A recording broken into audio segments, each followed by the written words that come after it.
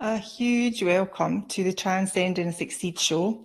And today I have a lovely lady who's going to talk about Lyme disease, the signs and the symptoms, testing and treatment, and about finding a Lyme literate physician who can help treat the disease. So Rosemary Kelly, welcome to the show. Oh, thank you. I'm so happy to be here. Thank you for having me. You're welcome. So firstly, can you explain to us what Lyme disease is and how you get it? Yes, you get Lyme disease from Lyme bacteria. So it is a bacterial infection that can infect your body. It can go to your different organs, including your heart and brain. And basically how you get it is by being bit by a tick that is carrying the Lyme bacteria. And the tick gets it from animals that are carrying the Lyme bacteria. And I live in the state of Maine, and we have a really high incidence of Lyme disease.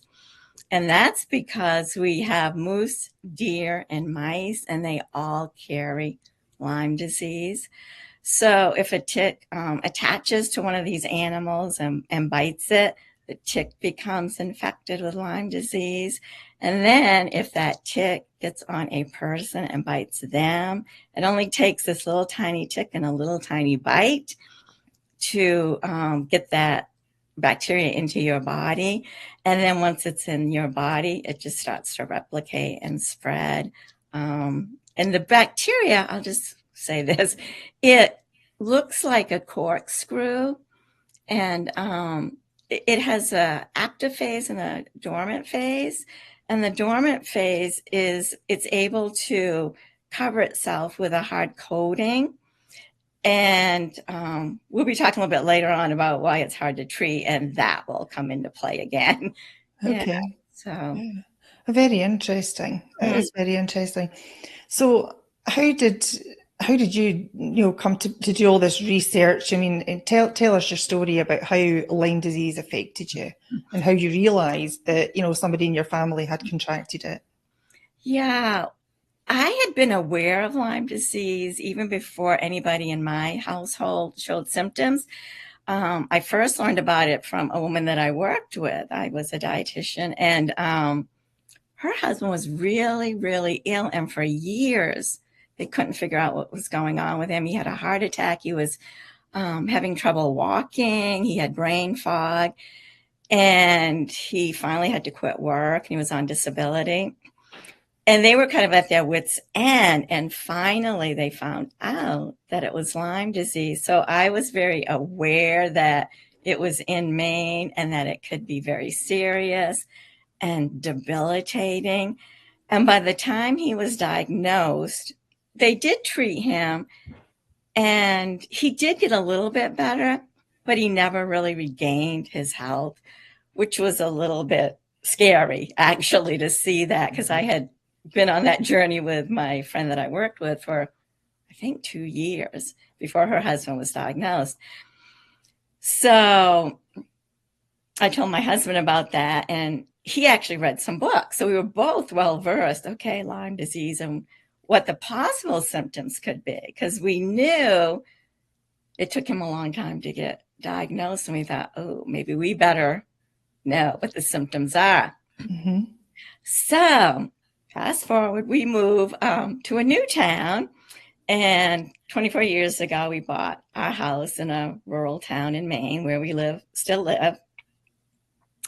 And we have 6 acres of land, 5 forests. So my husband decided that he was going to build a trail in the woods so we could enjoy. We all like going into the woods and hiking. And so he said, well, I'm going to build a nice trail and we'll be able to walk in it. And I thought, that's going to be great. So about 3 weeks into that, he discovers a rash on his leg, which can be a symptom of Lyme. That's one of the things that we had read. A bullseye rash can indicate Lyme disease. So he decided to go to the ER because he knew if this is Lyme, I need to get treated right away.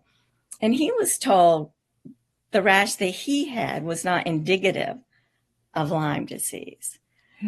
So he came home, we talked about it, and we both agreed it might be good to get a second opinion. And it was on the weekend, so he decides to go to a walk-in clinic. And they basically said the same thing. No, this is not indicative of Lyme disease. They gave him steroid cream. So he comes home, and he used the steroid cream, and it did seem to go away. And he wasn't left with any lingering symptoms. And so we thought, okay, I guess it wasn't Lyme disease. You'll find out later on in the talk that it was. But yeah, he was, I think he was still in his 30s. So he was strong and young and healthy. And looking back, we figure, okay, first time that he was exposed to it, his body was probably able to keep it at a level where it didn't make him sick.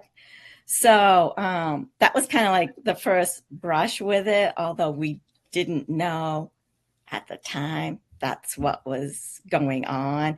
We just kind of, okay, it was just a weird rash, and we kept going. Do you want to hear? And then I might as well tell you and your viewers at this point, a couple of years later, he had what appeared to be the flu, and it just did not go away. And he went to several physicians, and finally one said, I think you had a bacterial infection the same time you had the flu. And he agreed to give him antibiotics.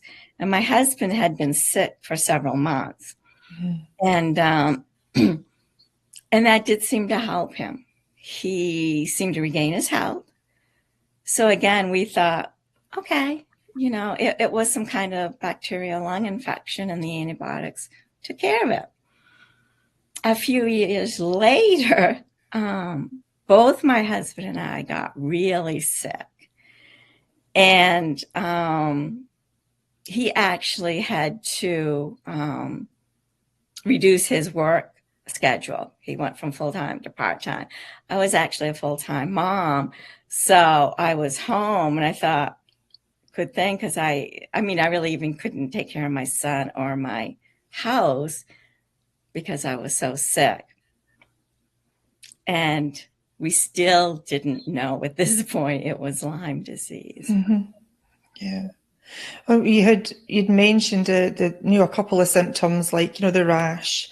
What are some other symptoms of Lyme disease that you know of? Yeah, I can tell you, general symptoms, and I can tell you what we experienced. My husband had really severe fatigue, and he had joint pain, and he had some difficulty breathing. Mine was really completely different symptoms. I had severe dizziness, and it wasn't like a lightheadedness that we think of. It was actually, I would try to walk and the room would literally spin around me. I had the sensation that, I don't know if anybody's done this, but when I was a kid at the amusement park, there'd be like this little spinning, and you'd have to walk through that. And that's basically what I felt like. I would, have to grab the walls just to walk around my house. And my sense of smell got super strong. Like I could smell everything. So I realized there are odors that we don't smell. Like my husband and my son would go grocery shopping and bring the groceries in, and everything smelled like it had soaked in perfume. We'd actually have to take the cereal out of the box, wash the plastic bag that held the cereal, and throw the box away. Wow. Because it just made me, it wasn't just a matter of smelling it. It actually made me sick to my stomach, and I got sicker, and it increased my brain fog. So I had a lot of brain fog. I had difficulty sleeping, which at the time I didn't know was a sign of Lyme disease, but later on I found that out. And I was trying everything. And if I slept 2 hours a night, I considered that a good night's sleep, which was pretty sad. But, I think there was one stretch I felt like I didn't sleep for 4 or 5 days. And I think, again, it was the bacteria had actually affected my neurology. And so I wasn't able to fall asleep. I had so much brain fog. Something just came to my mind. I forgot what I wanted to say. It was something about the brain fog. Headaches, pressure, almost like you have a sinus infection. I had a lot of that in the front, that kind of pressure. That was another symptom. I don't want to leave anything out. So basically, yeah, in the beginning, early symptoms of Lyme disease can be, some joint pain, headache. You can have some flu-like symptoms, mild flu-like symptoms. And then as it progresses into the more severe symptoms, some people actually have paralysis. They have memory problems, vision problems, and your sense of hearing can get really strong. I didn't have that, but your sense of smell, and that's one that I had.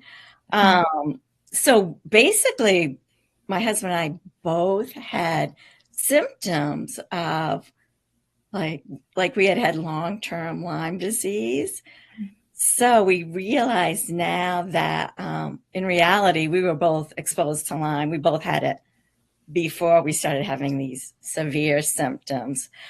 I don't ever really remember having the symptoms like my husband, but when we both got so sick, I got so sick so quickly and had the really severe symptoms that when I finally was diagnosed, I was told, well, you've probably been carrying Lyme bacteria for some time. And then this last time that you got bit, it just exploded and devastated your immune system, and you just couldn't get it down to a level that you didn't have severe symptoms. So, well, it sounds very debilitating, if not, caught early. So let's talk a little bit about that. I mean, the medical profession, what do they look for, and how do they diagnose Lyme disease? What would they look for? I mean, that you said that the nurse or the doctor had said that the rash wasn't indicative of Lyme disease. So right. It's very difficult. And even though we live in Maine, where we have a very high incidence, we have the highest in the United States. It still doesn't seem to be on the radar like I wish it was. But there are some issues that make it difficult to diagnose. A lot of people get no rash with Lyme disease, and they typically look for what they call a bullseye rash. And now we know that it doesn't have to look like a bullseye rash. It can be completely irregular. It can be small. It can be rather large. So there's really no uniform rash to really diagnose Lyme disease. And Lyme disease does mimic a lot of other diseases, like some of the things that people get diagnosed with is, well, I know somebody that was initially diagnosed with MS. Arthritis is a common misdiagnosis because of the joint pain. The joints, yeah. Neurological problems because people have the brain fog and they think it's dementia.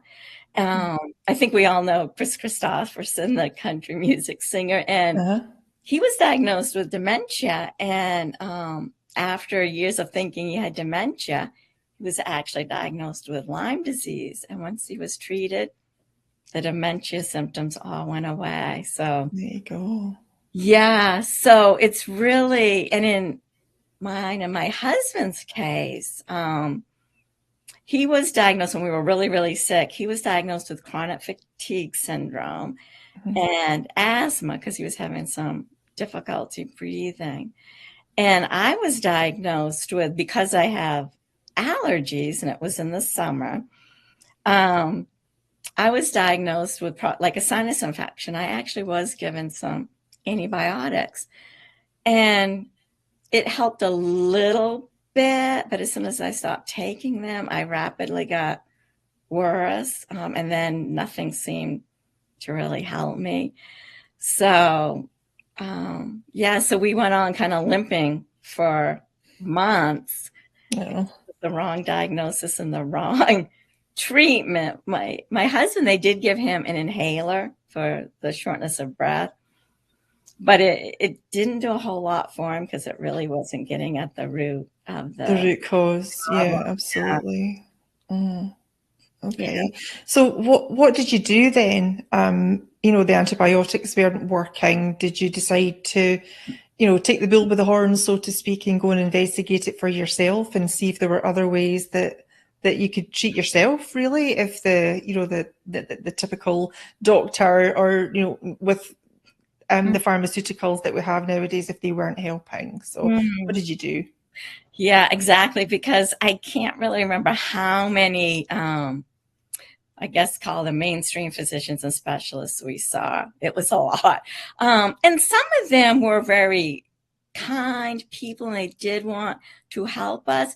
They just weren't thinking Lyme disease, or that just wasn't on the radar. So how it all came about, I actually started having some arm pain. And so I started investigating online different modalities to help with pain. And there was one Bowen therapy that I wanted to try out. So I was Googling Bowen therapy and seeing if there was anybody in my area.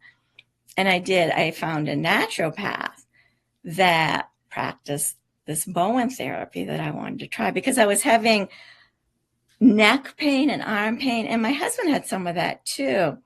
And again, we didn't know that could be an indicator of Lyme disease, but it was all related to that kind of pain that Lyme can cause.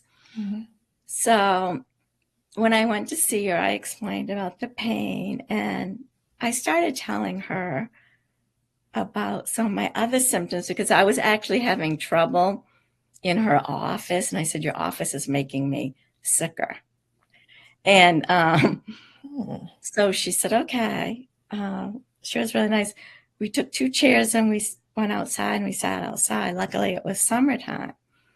And so she said, well, I think I'm pretty sure I know what's going on with you because I'm seeing a lot of this and people aren't being diagnosed.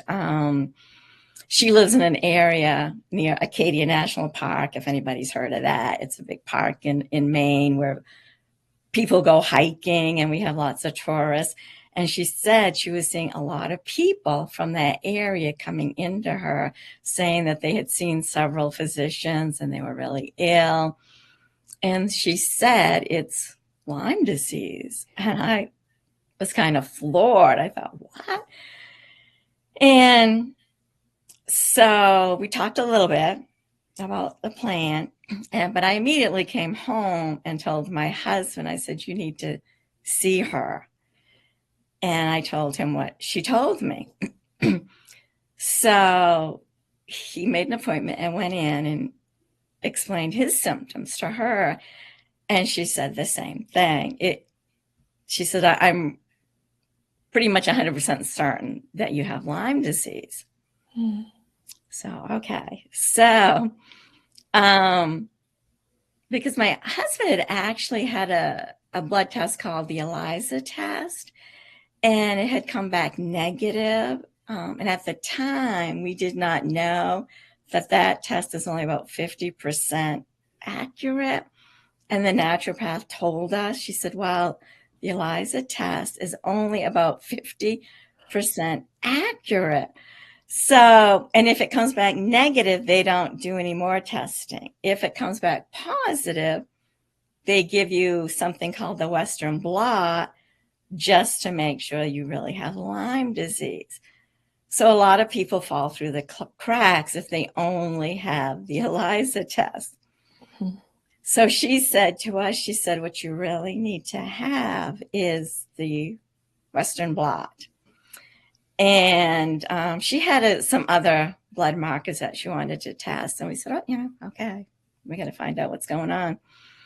So my husband's test actually did come back like bright positive. She said, yeah, there's no doubt you have Lyme disease. My Western blot actually came back. She says, wow, yours is clean. Yours looks negative. And I thought, oh, and I said, then what's going on? She says, it's Lyme disease. She said, but she was convinced, was she? There's some other blood markers that I took that indicate Lyme disease. And she said, what's going on with you? She said, I've seen this before. She said, the Western blot is actually testing your body's reaction to the Lyme disease, not for the Lyme bacteria itself. It's your immune response. Okay. And she just said, I think that's why you're so sick and can barely, because I was doing online with her and through the phone calls. I could not get to her office. I was so sick. And she said, I think your body just gave out, your immune system. So she said, that's why the Western blot appears that you don't have Lyme disease. And I said, okay, I understand what you're saying now. But she says, that's my recommendation, that we treat it as Lyme disease. And she is, like I said, a naturopath. She said, I do use antibiotics. My license in Maine will allow me to do that. And I also have homeopathy, and we can talk about those remedies. And she kind of left it up to us what we wanted to do. So that's how we got the diagnosis. So kind of a long way around it. Yeah. Okay, well, I think now's a good time. We'll just take a quick break. I've put Rosemary's information on screen here for anybody that wants to capture it, but we will be right back, so stay with us.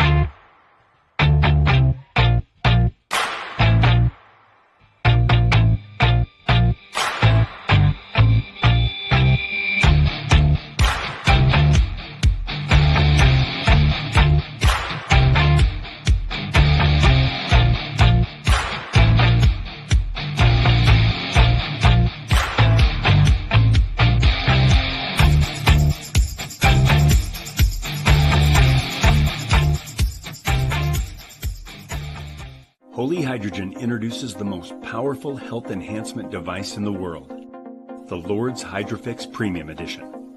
Studies have shown therapeutic potential for cancer, diabetes, digestive and heart issues, and essentially every organ and system in the body. Visit holyhydrogen.com to see the latest technology that elevates your immune system and fights inflammation. This isn't medical advice, but if you have any health concerns, I strongly recommend that you learn more about hydrogen. Visit holyhydrogen.com to learn more about this groundbreaking gold standard hydrogen generator that for a reasonable price creates therapeutic quality hydrogen gas for inhalation and hydrogen infused water for consumption. Remember, holyhydrogen.com.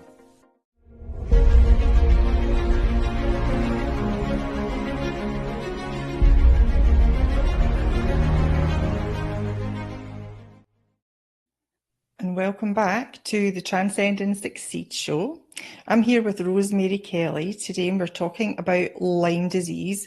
But before we continue our conversation, Rosemary, you told me that you are holding on to some things from the 1960s. So do tell us what that is. Yes. I'm sure everybody, if you didn't see the Barbie movie, you probably heard about the Barbie movie that was so popular over the summer. So I asked my husband and my young adult son if they'd go see the Barbie movie with me, and they agreed. And we had a really good time. And so I had a surprise for them when we came home.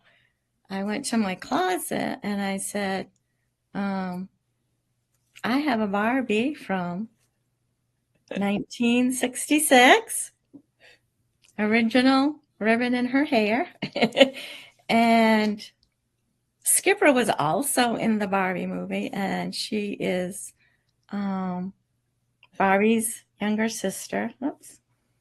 And Skipper, this one is from 1964, and my Barbie is 1966.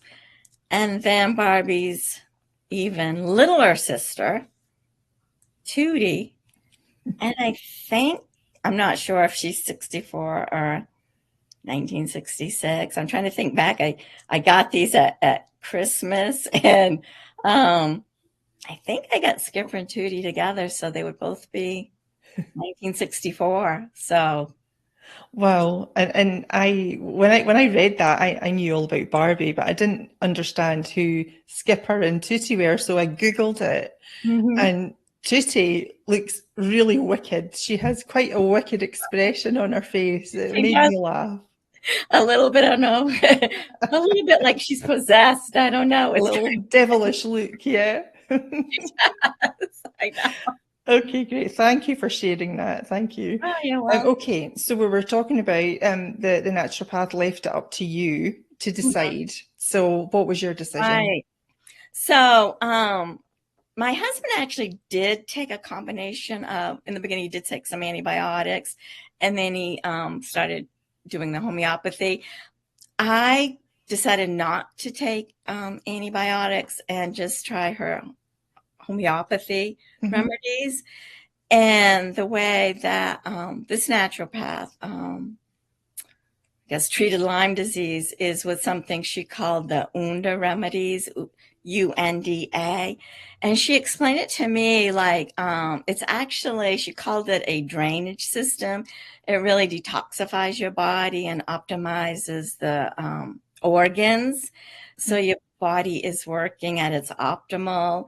And because she was explaining that a lot of the symptoms of Lyme actually come from I guess the best way to say it is like the waste products from the Lyme bacteria. And if you can't detoxify that, you get gummed up, junked up with all this stuff that makes you sick. So I thought that sounded good. I thought that made sense, that I needed a good detoxification. And so I started on that immediately. It took several rounds, but I finally did start feeling better. And I had signs that I was detoxing. And she was excited about that. She said, okay, that's a good sign. Your body is detoxifying. And now it can start to fight the bacteria itself once we get all this junk out of you. And my husband got significantly better but he didn't get completely well. And she did some more testing and found out that he actually had what we call co-infections. He had what's called Babesia and Bartonella, and they are actually becoming more prominent. They seem to go along with Lyme disease. I'm not sure why, but they are becoming more prominent in Maine. I'm hearing more and more about the co-infections. So we assume that's one of the reasons he wasn't getting completely well. And she wasn't, at that point, I'm still in contact with her, so I know she's doing some other things now. But at the time, because this was, oh gosh, let me figure this out. My son's 24. Yeah, this was like 14, 15 years ago. Mm. And we were just kind of learning about the co-infections. And she did do some homeopathy with him and got a little bit better. But we did look at some other things for him, and we found an outpatient clinic with what we call a Lyme literate MD physician. And that's pretty much all he was doing, is treating Lyme disease and the co-infections. So he did that, I think, for 8 weeks. And there they actually gave him IV antibiotics. And he got IV vitamins and minerals just to try to boost his immune system. He got a lot of oral supplements as well, herbal supplements. And he also got IV glutathione. Again, that's a very potent detoxifier. So that kind of went along with what our naturopath had said. So he did feel better in 8 weeks, but they did caution him and said, you know, you're going to continue to get better.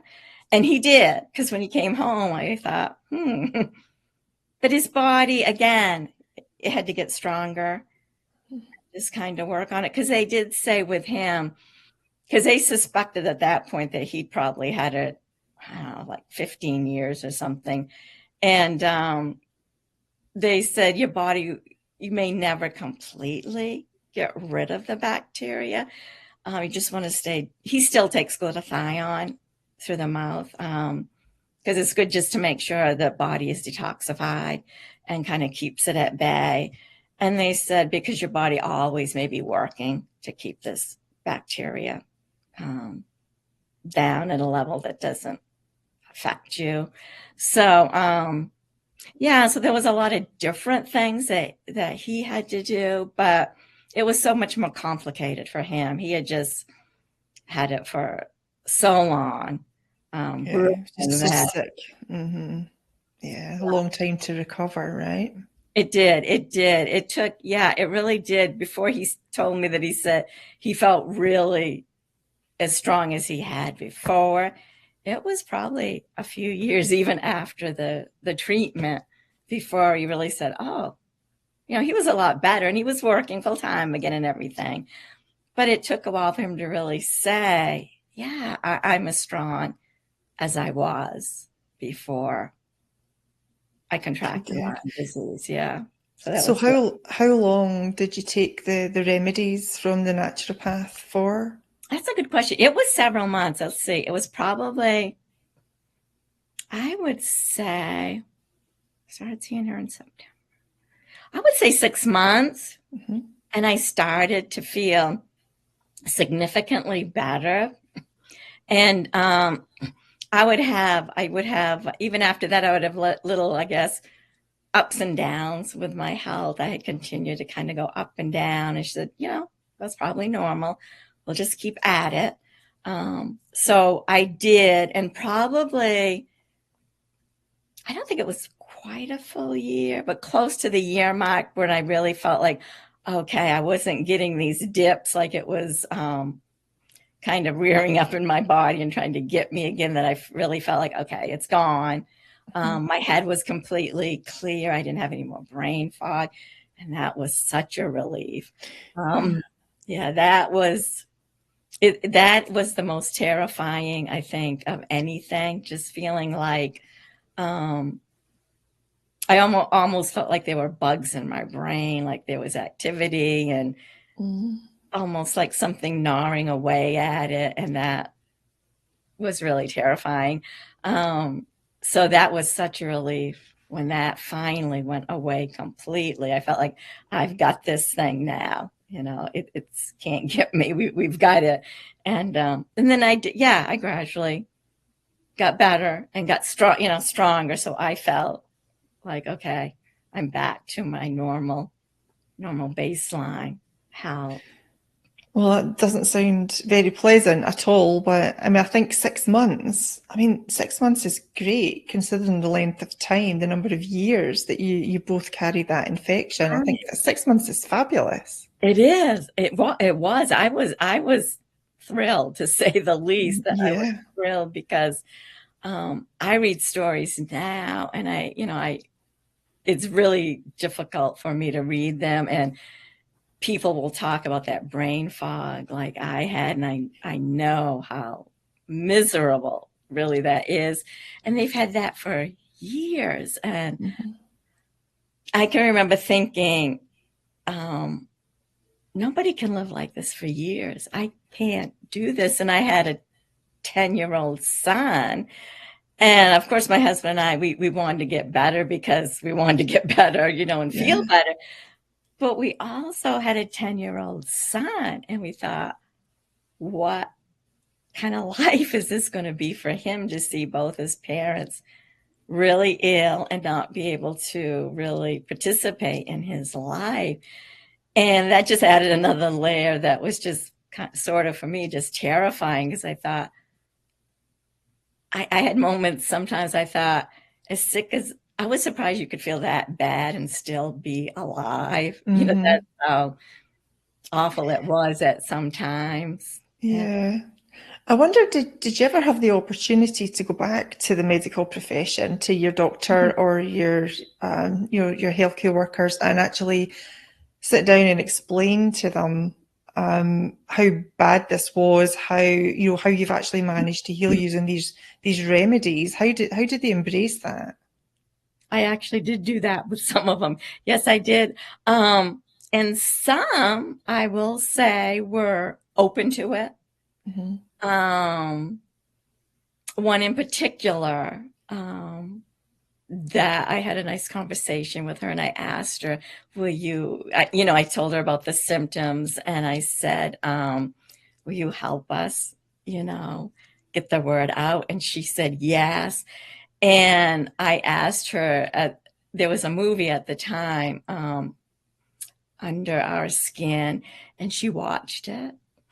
And she got back to me, and she thanked me for the information. And she said, I really realized that the information that I have been looking at isn't accurate. And I needed to see this story from people that's had Lyme disease. So, because she was one of them that really did try to help me, but she just didn't know what to do. But she was very caring. So, and that's why I approached her first, because I thought, I think she's going to be open-minded. She wants to really help people. And she was, and she said, I'm going to look for these symptoms from now on, and I'm going to do testing. And she did. So that was really good. Some of the others, I think they listened, but I don't think they totally heard me. So I tried, but and really that's the way it is, though, isn't it? I find that sometimes if it's not being taught to them at medical school, they're really not open to it. Or I think the belief is that other things don't exist that can help with that. And like you said, some of them are very much open to it, and other ones, you just can't get information and allow them to see it. Yeah, it's unfortunate, but hey, that's the way it is, unfortunately. Yes.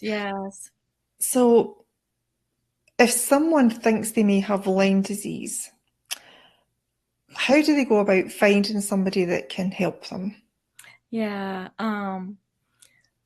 it's a lot better than it was when we were going through it, my husband and I.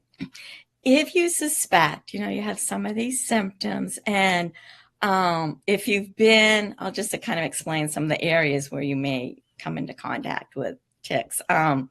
Ticks like shady, wet areas. So if you live in a desert kind of environment, probably aren't too many ticks there. But if you live where there's lots of trees, like Maine, 90% of our state is covered in forests. So that's one of the reasons we have a lot of ticks. The other reasons is our winters are a lot milder than they used to be. So mice are breeding year round and they carry Lyme disease. Ticks are breeding year round now. We don't go into deep freezes anymore for days and days. So some of it is your environment, to think about your environment where you live. Are there shady, wet areas?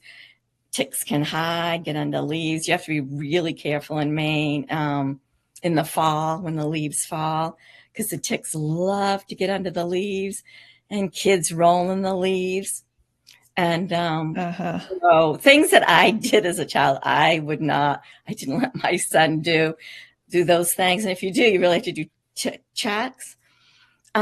So when you're trying to evaluate, could it be Lyme disease? Yeah, I want you to think about your symptoms, but also, look in your environment. Are you around places where you think there would be a tick population?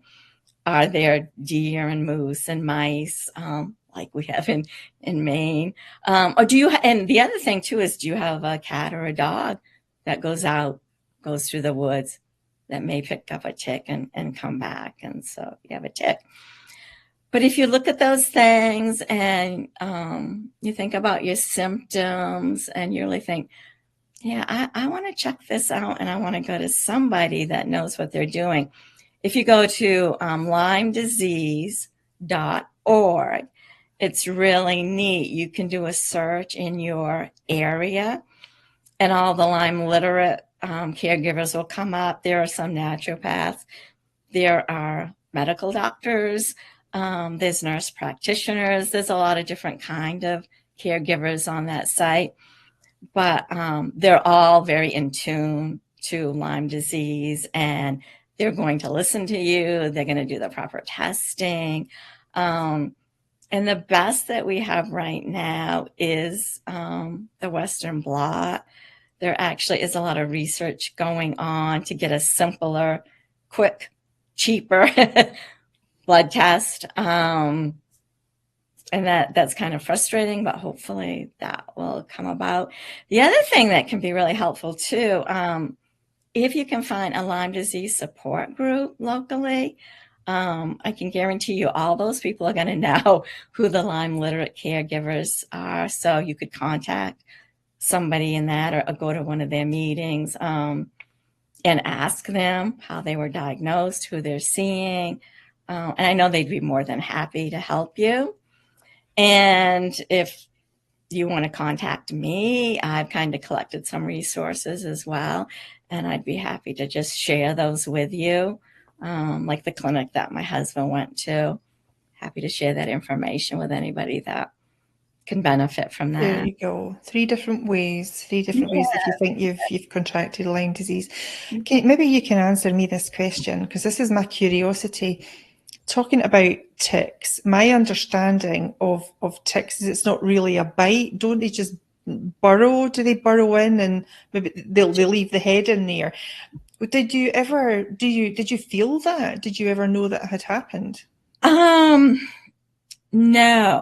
not at the time that I got sick. This is really kind of strange. I have pulled a tick out of me.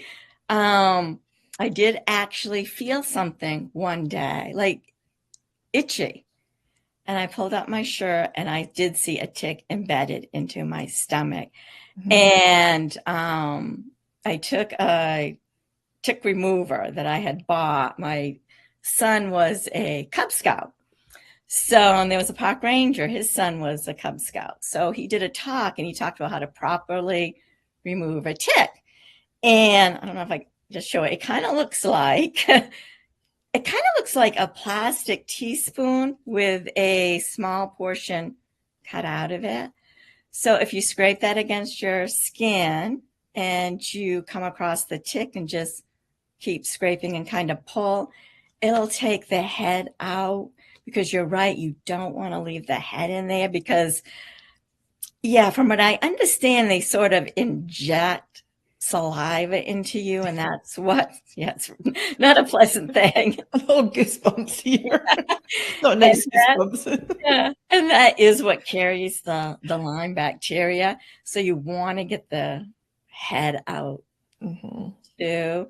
And sometimes you don't. You know, some people take tweezers and they do okay with it, but you really have to pull straight up. If you're on an angle, you run the risk of leaving part of the tick in there, and you don't want to do that. You do, yeah. No.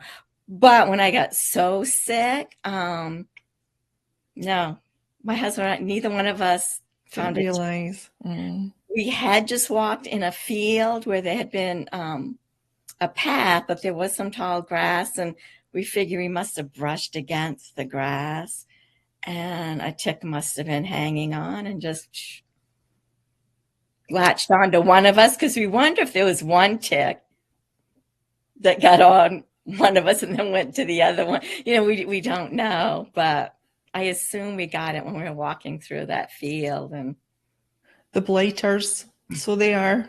Oh, yeah. Goodness, yeah. We were relieved. Our son never showed any symptoms of it. That's great. So, yeah, that was a relief, because I did see children at the clinic where my husband was, and that was heart-wrenching to see.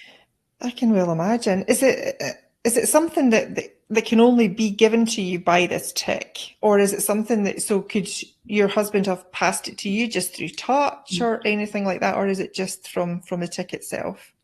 Yeah, there is some controversy there. The one thing that is emerging that looks pretty strong to me, the evidence, basically the most common way is the tick, but it does appear that women are giving, if they're carrying the Lyme bacteria, it can be transferred to the baby when they're carrying the fetus, so that they're actually born with Lyme disease.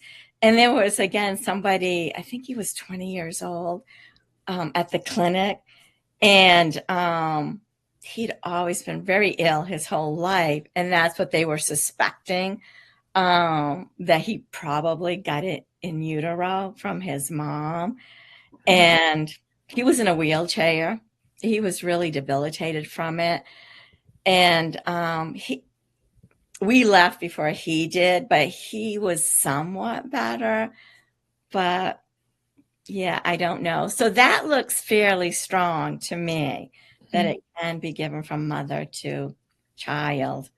There are some other studies looking, like you say, saliva. Is it carried? If you kiss them, can you get it? And I really don't know. I don't know just yet. Yeah. Oh, that's good information just to be careful about. Yeah. So tell us, Rosemary, then, what do you want people to learn from your journey with Lyme disease? Yeah, it's one thing, don't give up. It is really difficult when you have sort of what you think of as like an invisible mystery illness, is what they said we had, like a mystery illness. It's because one thing, you're sick, physically ill, and that's exhausting physically and emotionally, and you're trying to advocate for yourself. It's really difficult to do that. If I rallied a little bit, I would try to advocate for us. My husband was able to rally some. He would advocate for us. You may need to get help and support. You may have to reach out to family and friends. I did some of that. So you do have somebody to advocate. Yeah, I know how hard that is. I've been through it. One of the things that I did is somehow I just kept telling myself, I just need to take some kind of step. I wasn't sure how we were going to find our way out of this, but I thought I just have to just some small step to take the next step. And I felt like I'm going to find the right path. So that's what I would say.